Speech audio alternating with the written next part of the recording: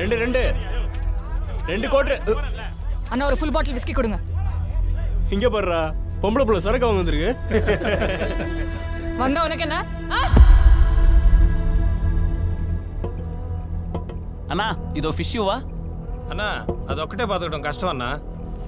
నేను ఒక్కనే అన్నా బతుకుతాలేను.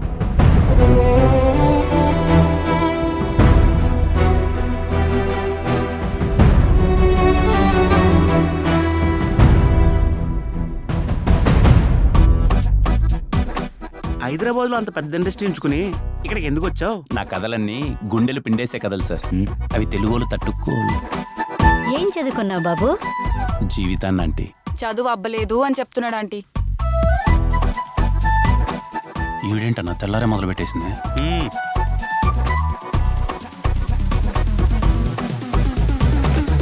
ఇది ఇప్పుడు ఖాళీగానే ఉంది, ఈజీగా వర్కౌట్ అవుతుందనే కదా.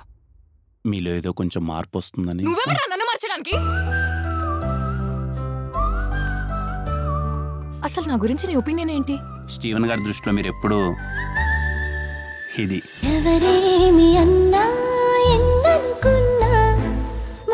జీవితంలో ఎలాంటి అవసరం వచ్చినా దీన్ని ఎప్పుడు వదులుకోలేదు. ఇది మీకు ఇస్తున్నానంటే ఆలోచించండి, మీరు నాకు ఎంత ఇంపార్టెంట్.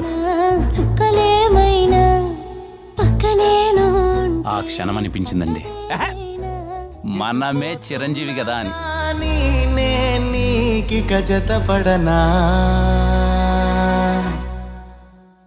ఈ రోజు నుంచి మీరు నా దేవత, నేను మీ బానిస.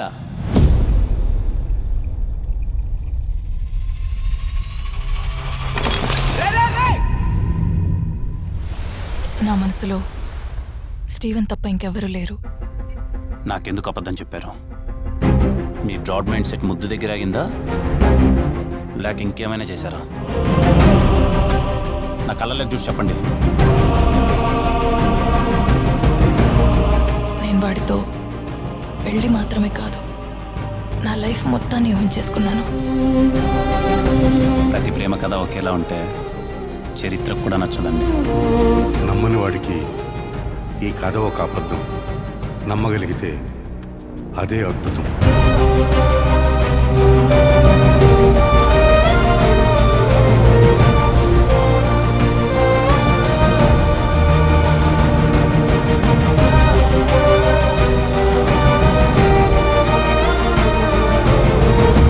స్టీవెన్, అది ఊహించుకుంటుంటది, తల పట్టేసినట్టుంది. స్టీవెన్